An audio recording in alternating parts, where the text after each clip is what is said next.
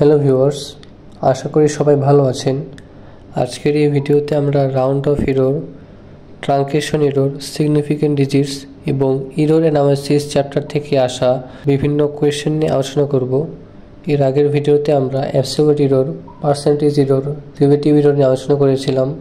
ভিডিওটা না দেখে থাকলে ডিসক্রিপশন বক্স এবং কমেন্ট বক্স থেকে দেখে নেবেন। তাহলে চলেন আজকের এই ভিডিও শুরু করি।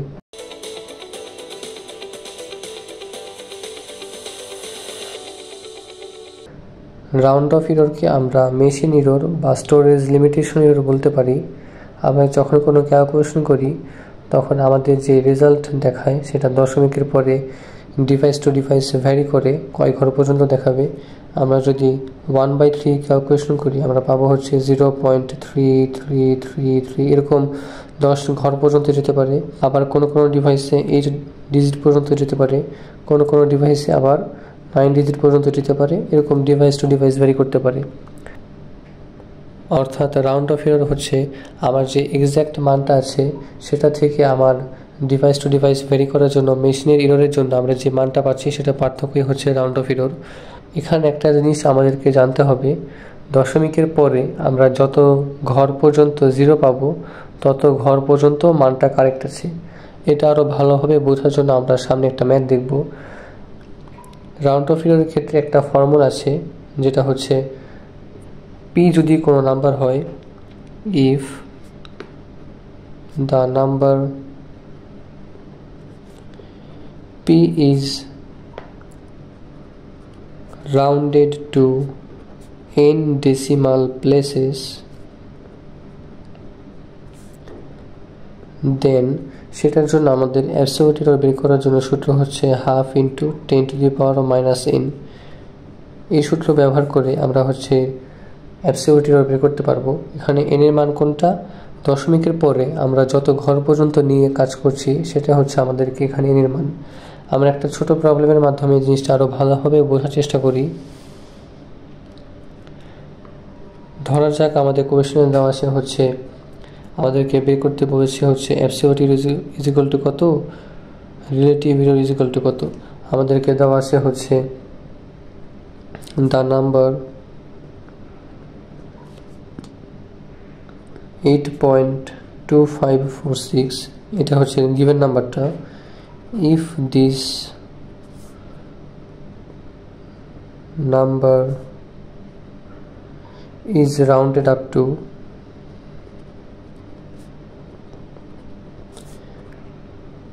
2 decimal places,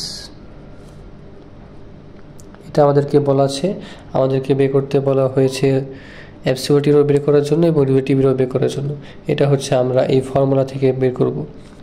এখানে আমরা দেখতে পাচ্ছি যে আমাদেরকে n এর মানের কথা বলে দেওয়া আছে, আমাদেরকে বলে দিয়েছে হচ্ছে 2 decimal places, অর্থাৎ আমরা দশমিকের পরে 2 ডিজিট নিয়ে কাজ করব। তো এই ক্ষেত্রে আমরা বুঝতে পারছি আমাদের n এর মান হবে হচ্ছে 2। তো এখন যদি আমরা অ্যাবসলিউট এররের জন্য এই ফর্মুলা ইউজ করি, এটা হচ্ছে 1/2 × 10⁻⁻n, এখানে n এর ভ্যালু হচ্ছে 2। তাহলে আমরা যদি ক্যালকুলেশন করি আমরা পাবো হচ্ছে 0.005। তো একটু আগে আমরা যে কথা বলেছিলাম যে দশমিকের পরে আমরা যে কয় ঘর পর্যন্ত 0 পাবো তত ঘর পর্যন্ত আমাদের মানটা কারেক্ট আছে। অর্থাৎ আমাদের যে নাম্বার এখানে দেওয়া আছে 8.2546, এখান থেকে আমাদের সঠিক মানটা হচ্ছে 8.25, অর্থাৎ দশমিকের পরে আমাদের 2 ঘর পর্যন্ত যেহেতু 0 এসেছে, অর্থাৎ এখানে যে নাম্বারটা দেওয়া আছে সেখানে দশমিকের পর এই 2 ঘর পর্যন্ত আমার মানটা হচ্ছে কারেক্ট আছে। অর্থাৎ আমরা বলতে পারি এটাই হচ্ছে আমাদের এক্স্যাক্ট ভ্যালু। এখন এখান থেকে যদি আমরা রিলেটিভ এরর বের করি, আমাদের রিলেটিভ এররের জন্য সূত্র হচ্ছে EA/X। এখানে E এর ভ্যালু হচ্ছে আমরা এখানে পেলাম হচ্ছে 0.005 এবং X অর্থাৎ এক্স্যাক্ট ভ্যালুর মান হচ্ছে 8.25। এখান থেকে আমরা রেজাল্ট পাচ্ছি হচ্ছে 0.00061। তাহলে এটাই হচ্ছে আমাদের অ্যান্সার। তো এই ছিল হচ্ছে রাউন্ড অফ এরর। এখন আমরা ট্রাঙ্কেশন এরর নিয়ে আলোচনা করব। ট্রাঙ্কেশন এরর হচ্ছে আমাদের যে অসীম ধারাগুলো আছে সেগুলোকে যদি আমরা নির্দিষ্ট সংখ্যক ধাপ বা সংখ্যা পর্যন্ত কেটে ফেলি এবং প্রায় আনুমানিক মান বের করি তখন যে পার্থক্য তৈরি হয় সেটা হচ্ছে ট্রাঙ্কেশন এরর।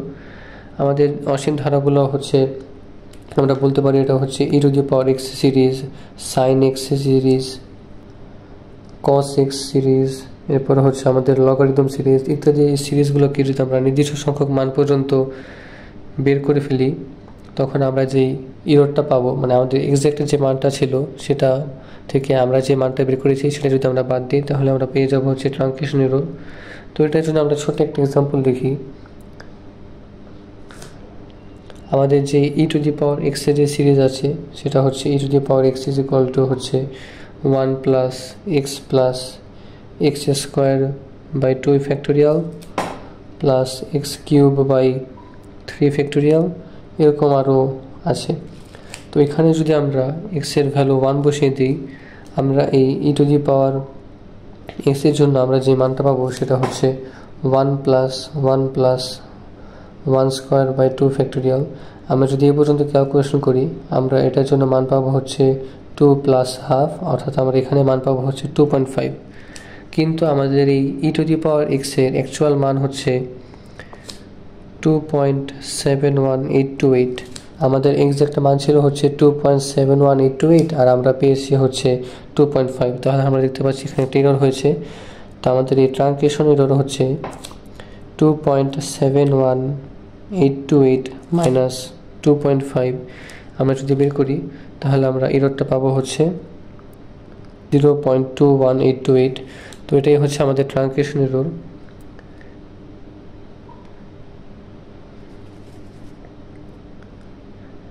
এখন আমরা রাউন্ড অফ এরর বা রাউন্ডিং এররের আরেকটা গুরুত্বপূর্ণ কনসেপ্ট দেখব। আমরা এটাকে রাউন্ডিং রুল বলতে পারি। তো আমরা ছোট থেকে শিখে এসেছি যে দশমিকের পরে যদি আমাদের কোনো একটা নির্দিষ্ট সংখ্যা পর্যন্ত বের করার সময় যদি 5-এর চেয়ে বেশি কিছু আসে, তাহলে আমরা সেক্ষেত্রে 1 যোগ করে হিসাব করি। আবার যদি 5-এর চেয়ে কম আসে, তাহলে আমাদের যে সংখ্যাটা ছিল সেইটাই আমরা বের করি। ধরা যাক আমাদেরকে দেওয়া আছে হচ্ছে 3.76। এখানে আমাদেরকে বলা হয়েছে হচ্ছে দশমিকের পর একটা ডিজিট নিতে। তো আমরা এখানে দেখতে পাচ্ছি যে দশমিকের পর 7 আসে, এর পরের সংখ্যাটা হচ্ছে 6, যেটা হচ্ছে গ্রেটার দেন 5। তো এটার ক্ষেত্রে আমরা কি করি, এটার ক্ষেত্রে আমরা হচ্ছে এটার সাথে আমরা 1 যোগ করে ফেলি, আমরা পেয়ে যাই হচ্ছে 3.8।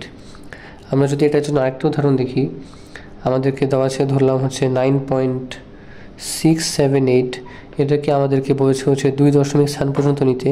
তো আমরা হচ্ছে এই পর্যন্ত নিতে পারবো। আমরা এই পরের ডিজিটটা দেখছি যেটা হচ্ছে অবশ্যই 5-এর চেয়ে বড়। তাহলে আমরা কি করব, এই ডিজিটের সাথে আমরা 1 যোগ করে দিব, তাহলে আমরা পেয়ে যাব হচ্ছে 3.68। এটা দেখলাম হচ্ছে আমরা যখন সংখ্যাটা 5-এর চেয়ে বড় হবে। আবার যখন সংখ্যাটা হচ্ছে 5-এর চেয়ে ছোট হবে, ধরা যাক আমরা হচ্ছে এই 4.32 এটার জন্য হিসাব করছি, আমরা দশমিকের পর 1 ঘর পর্যন্ত নিতে চাচ্ছি। তো আমরা এই পর্যন্ত নিতে পারবো। আমরা এর পরের ডিজিটটা দেখছি যেটা হচ্ছে 2, যেটা হচ্ছে 5-এর চেয়ে কম। তাহলে এটার ক্ষেত্রে আমরা এটা লিখতে পারবো হচ্ছে 4.3 পর্যন্ত। আবার ধরা যাক এটা হচ্ছে লেস দেন 5-এর জন্য। আবার ধরা যাক আমাদেরকে দেওয়া আছে হচ্ছে 7.341। তো এটার ক্ষেত্রে আমরা ধরলাম হচ্ছে আমরা 2 দশমিক স্থান পর্যন্ত দেখতে চাই। তো এটার ক্ষেত্রে আমরা এই পর্যন্ত নিতে পারবো। আমরা পরের ডিজিটটা দেখছি এটা হচ্ছে 1, যেটা হচ্ছে 5-এর চেয়ে ছোটো। তার মানে আমাদেরকে যে সংখ্যাটা দেওয়া আছে সেটা নিব, সেটা হচ্ছে 7.34। এটা আমরা মোটামুটি ছোট থেকেই জেনে আসছি। এখন আমরা দেখব হচ্ছে যদি একদম এক্স্যাক্ট 5 থাকে অথবা যদি 0 থাকে, তো এই জিনিসটাকে বলা হয় হচ্ছে টাই ব্রেকিং রুল।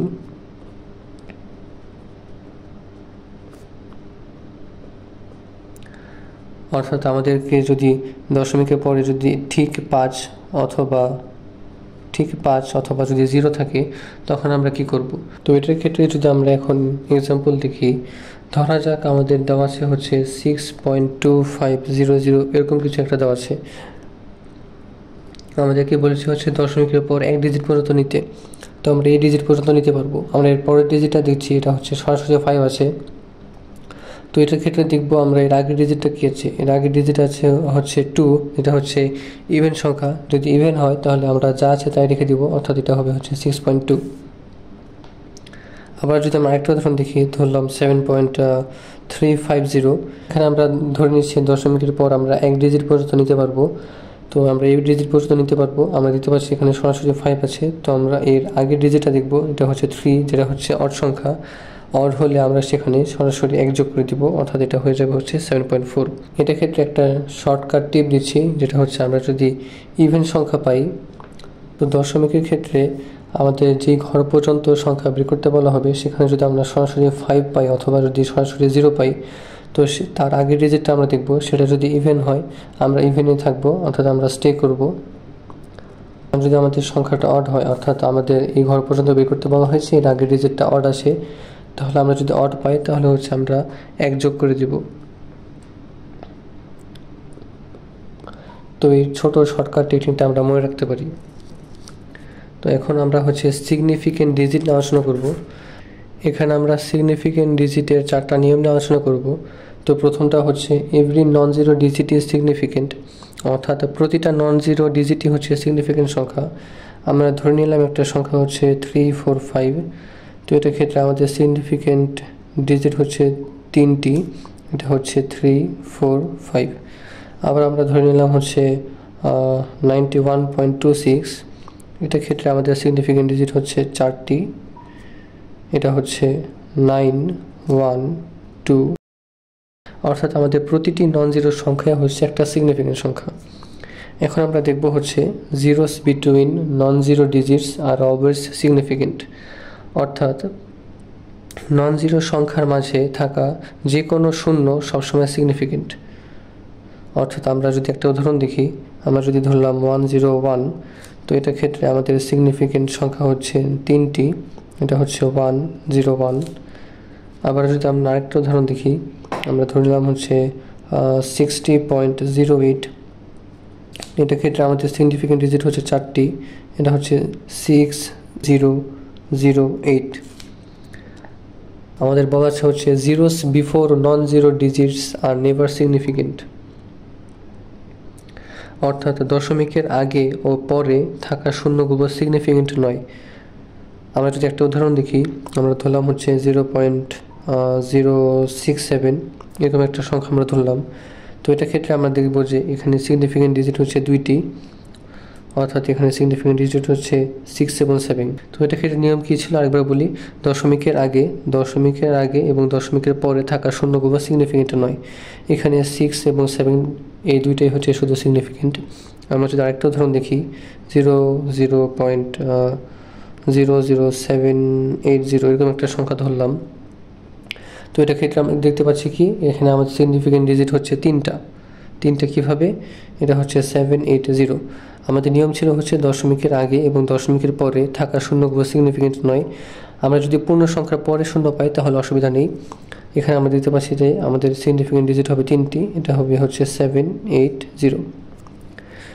এখন আমরা যদি লাস্ট নিয়মটা দেখি, zeros behind non zero digits are sometimes significant, অর্থাৎ নন জিরো সংখ্যার পরে থাকা শূন্যগুলো কখনো কখনো সিগনিফিকেন্ট হয়। আমরা যদি একটা উদাহরণ দেখি, আমরা ধরলাম হচ্ছে 1200। তো এটা ক্ষেত্রে যদি আমরা দেখি আমাদের সিগনিফিকেন্ট ডিজিট হবে 4টি, আমাদের হবে সংখ্যাগুলো হবে হচ্ছে 1, 2, 0, 0। এটা কারণ কি, আমরা এখানে দেখতে পাচ্ছি যে আমাদের নিয়ম ছিল হচ্ছে নন জিরো সংখ্যার পরে থাকা শূন্যগুলো কখনো কখনো সিগনিফিকেন্ট হয়। এখানে 1, 2 হচ্ছে আমাদের নন জিরো সংখ্যা, এর পরে থাকা শূন্যগুলো আমাদের কখনো কখনো সিগনিফিকেন্ট হবে। এটা আমরা আরও ভালোভাবে বুঝতে পারবো যদি আমরা এভাবে ভাবি যে যদি দশমিক থাকে, শূন্যগুলো যদি দশমিকের পরে থাকে তাহলে সেটা সিগনিফিকেন্ট হবে। আমি আবার বলছি, কোন একটা সংখ্যায় যদি দশমিক থাকে, শূন্যগুলো যদি দশমিকের পরে থাকে তাহলে সেটা সিগনিফিকেন্ট হবে। অর্থাৎ আমরা যদি এভাবে ভাবি, আমরা ধরলাম হচ্ছে 45.00, এটা ক্ষেত্রে আমরা দেখতে পাচ্ছি আমাদের সিগনিফিকেন্ট ডিজিট হচ্ছে 4টি। আমাদের ডিজিটগুলো কী হবে? আমাদের ডিজিটগুলো হবে 4500। এটা কীভাবে হলো? আমাদের দশমিক আছে, এখানে আমরা দেখতে পাচ্ছি দশমিকের পরে যদি শূন্যগুলো থাকে তাহলে সেগুলো সিগনিফিকেন্ট হবে। এখানে আমরা দেখতে পাচ্ছি যে দশমিকের পরে 2টা শূন্য আছে, তাহলে সেটা নিয়ম অনুসারে এটা হচ্ছে সিগনিফিকেন্ট হবে। আবার আমরা যদি এরকম একটা উদাহরণ দেখি, 0.0500 এরকম ধরলাম। তো এটা ক্ষেত্রে আমাদের সিগনিফিকেন্ট ডিজিট কয়টা হবে? আমাদের সিগনিফিকেন্ট ডিজিট হবে হচ্ছে 3টি। কি? এটা হবে হচ্ছে 500। তো এটা কীভাবে হলো? আমরা এই নিয়মের ক্ষেত্রে আমরা বললাম যে নন জিরো সংখ্যার পরে থাকা শূন্যগুলো কখনো কখনো সিগনিফিকেন্ট হয়। এই 5 হচ্ছে নন জিরো সংখ্যা, এর পরে থাকা শূন্যগুলো সিগনিফিকেন্ট হবে। আমরা যদি আরেকটু অন্যভাবে ভাবি যে যদি দশমিক থাকে, শূন্যগুলো যদি দশমিকের পরে থাকে তাহলে সেটা সিগনিফিকেন্ট হবে। এখানে দশমিক আছে, শূন্যগুলো হচ্ছে দশমিকের পরে আসে, তাহলে সেটা সিগনিফিকেন্ট হবে, অর্থাৎ আমাদের এখানে সিগনিফিকেন্ট ডিজিট হবে 3টি। এখন আমরা লাস্ট একটা জিনিস দেখব ম্যাথ করার আগে, যেটা হচ্ছে significant digit versus decimal place. এই জিনিসটা কি সেটা আমরা দেখব। সিগনিফিকেন্ট ডিজিট হচ্ছে মান প্রকাশ করে এমন অঙ্ক, এবং ডেসিমাল প্লেস হচ্ছে দশমিকের পরে যত অঙ্ক থাকে সেটা। তো এটার ক্ষেত্রে যদি আমরা একটা ছোট টিপ দেই, এটা হচ্ছে সিগনিফিকেন্ট হচ্ছে, সংক্ষেপে লিখছি আমি সিগনিফিকেন্ট, এটা হচ্ছে মান প্রকাশ করে এমন অঙ্ক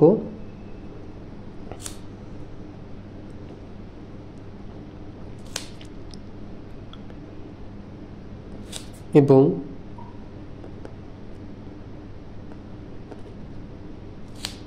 ডেসিমাল প্লেস হচ্ছে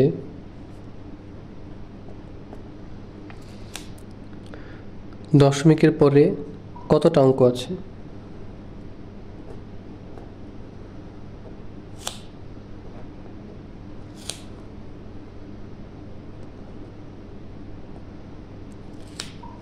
তো আশা করি সিগনিফিকেন্ট ডিজিট এবং ডেসিমাল প্লেসের পার্থক্য বোঝা গেছে। এখন আমরা পরীক্ষায় আসার মতো কিছু ম্যাথ দেখব। ধরা যাক আমাদের কোশ্চেনে দেওয়া আছে হচ্ছে a is equal to √3 plus √5 plus √7 plus √11। এখানে আমাদেরকে বলছে হচ্ছে 6 সিগনিফিকেন্ট ডিজিট পর্যন্ত সংখ্যাগুলোকে নিতে। আমাদেরকে বলছে হচ্ছে EA, EP, ER বের করতে। এটা আমাদের কোশ্চেনে পাওয়া আছে।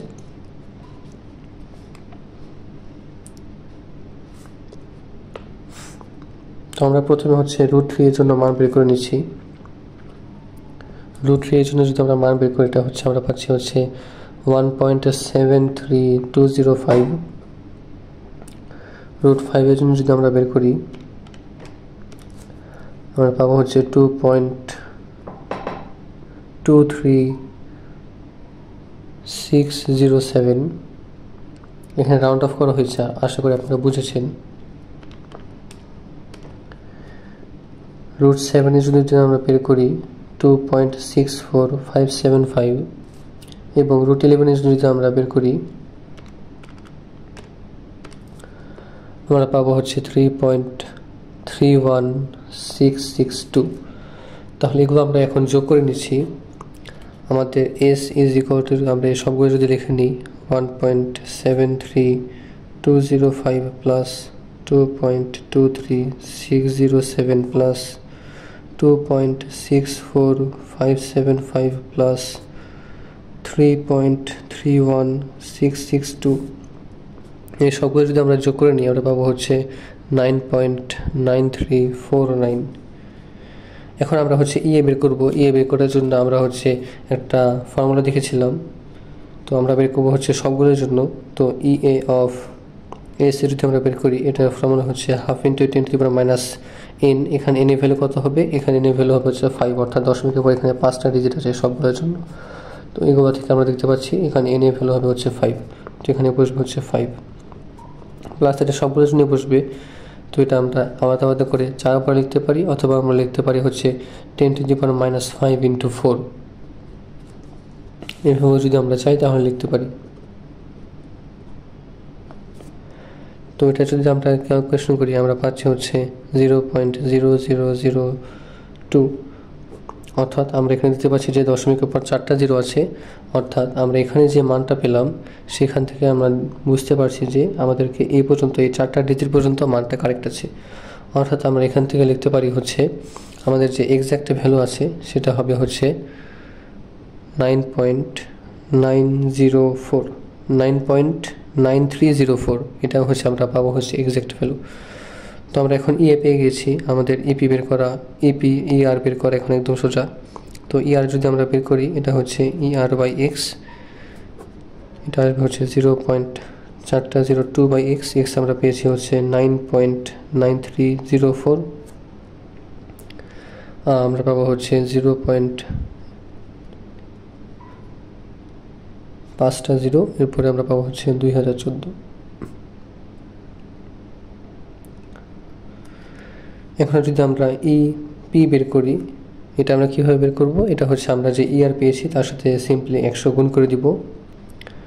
তো এটা হচ্ছে আমাদের সেই ইয়ারটা, এর সাথে আমরা 100 গুণ করে দিচ্ছি, তাহলে আমরা এখান থেকে রেজাল্ট পাবো হচ্ছে 0.000214%। তাহলে এটাই হচ্ছে আমাদের অ্যান্সার। তো আমাদের এই এরর অ্যানালাইসিস চ্যাপ্টারে এই ধরনের ম্যাথই বেশিরভাগই আসতে পারে। এখানে একটা বিষয় আমাদেরকে অবশ্যই খেয়াল রাখতে হবে, আমরা হচ্ছে যখন এর জন্য অ্যাবসলিউট এরর বের করব, তখন এখানে কোনো কিছু রাউন্ড অফ করা যাবে না, অর্থাৎ আমরা যেই মানটা পাবো সেই এক্স্যাক্ট মানটা এখানে বসাবো, এখানে মানে কোনো চেঞ্জ হবে না।